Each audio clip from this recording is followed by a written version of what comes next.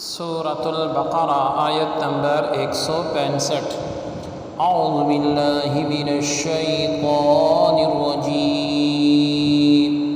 بسم اللہ الرحمن الرحیم۔ ومن الناس من يتخذ من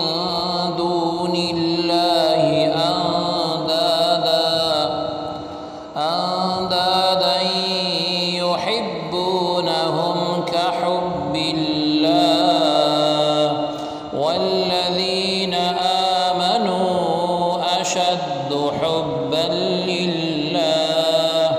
ولو يرى الذين ظلموا إذ يرون العذاب أن القوة لله جميعا وَأَنَّ اللَّهَ شَدِيدُ الْعِقَابِ۔ لفظی ترجمہ ہے وا اور من کچھ الناسی لوگ، من جو یتخذو اپناتے ہیں من دونی سوائے اللہ رب العزت کے، اندادن شریک یحبونا محبت کرتے ہیں، ہم ان سے کا جیسے حب محبت اللہ رب العزت کی، وا اور الذین جو لوگ آمنوا ایمان لائے، اشد زیادہ حبا محبت لی واسطے اللہ رب العزت کے، وا اور لو اگر یرا دیکھیں الذین وہ لوگ کے ظلموا ظلم کیا انہوں نے، اس جب یرونا دیکھتے العذاب عذاب، انا بے شک القوت طاقت لی واسطے اللہ رب العزت کے، شدید جمیعا سب، وا اور انا بے شک اللہ تعالی عز و جل، شدید سخت العذابی عذاب والا۔ با محاورہ ترجمہ ہے اور لوگوں میں سے بعض ایسے بھی ہیں جو اللہ رب العزت کے غیروں کو اللہ رب العزت کا شریک ٹھہراتے ہیں اور ان سے اللہ تعالی عز و جل سے محبت جیسی محبت کرتے ہیں، اور جو لوگ ایمان والے ہیں وہ ہر ایک سے بڑھ کر اللہ رب ذوالجلال سے بہت ہی زیادہ محبت کرتے ہیں۔ اور اگر یہ ظالم لوگ اس وقت کو دیکھ لیں جب اخروی عذاب ان کی آنکھوں کے سامنے ہوگا تو جان لیں کہ ساری قوتوں کا مالک اللہ تعالی عز و جل ہے، اور بے شک اللہ رب العزت سخت عذاب دینے والا ہے۔ آیت کی تفسیر میں فرمایا گیا وَمِنَ النَّاسِ مَن يَتَّخِذُ مِن دُونِ اللَّهِ أَندَادًا، اور کچھ لوگ اللہ تعالی عز و جل کے سوا اور معبود بنا لیتے ہیں۔ مشرکین اپنے باطل معبودوں سے اس طرح محبت کرتے جیسے اللہ تعالی عز و جل سے محبت ہونی چاہیے، بتوں کی عبادت کرتے، ان کے لیے اللہ تعالی عز و جل کی صفات ثابت کرتے،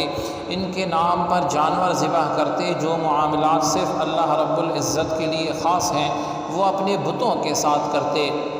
ان کی خاطر کٹ مرنے کو تیار رہتے۔ یہ سب باطل اور مردود تھا۔ یاد رہے کہ اللہ تعالی عز و جل کے پیاروں سے محبت اللہ تعالی ہی کی وجہ سے ہوتی ہے، لہٰذا اس محبت کو جدا شمار نہیں کیا جا سکتا۔ جیسے ہمیں نبی علیہ السلام سے محبت ہے تو یہ اللہ رب العزت ہی کی محبت ہے۔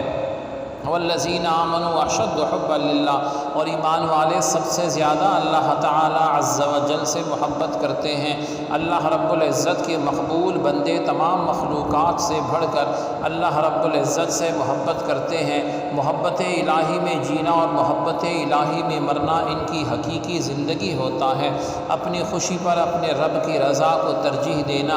نرم اور گداز بستروں کو چھوڑ کر اللہ رب العزت کی بارگاہ میں سجدہ ریز ہو جانا، یاد الہی میں رونا، رضا الہی کے حصول کے لیے تڑپنا، سردیوں کی طویل راتوں میں قیام اور گرمیوں کے لمبے دنوں میں روزے، اللہ تعالی عز و جل کے لیے محبت کرنا، ان کی خاطر دشمنی رکھنا،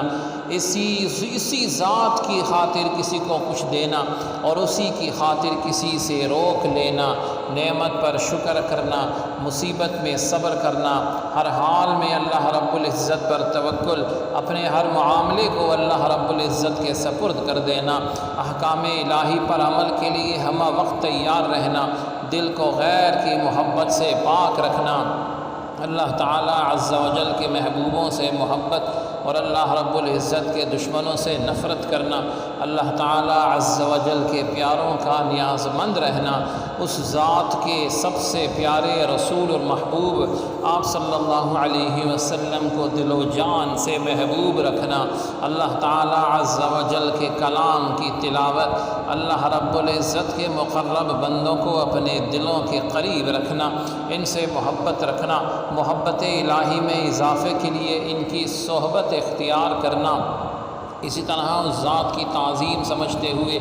ان نیک ہستیوں کی تعظیم کرنا، یہ تمام امور ان کے علاوہ سینکڑوں ایسے کام ہیں جو محبت الہی کی دلیل بھی ہیں اور اس کے تقاضے بھی ہیں۔ آگے فرمایا وَلَوْ يَرَى الَّذِينَ ظَلَمُوا، اگر ظالم دیکھتے، آیت کے اس حصے میں کافروں سے متعلق کہا جا رہا ہے کہ قیامت کے دن عذاب کا منظر اگر دیکھ لیں تو انہیں معلوم ہوگا کہ یہ کتنا خوفناک منظر ہے۔ رب العزت ہم سب کو دنیا اور آخرت دونوں کی کامیابیاں نصیب فرمائے۔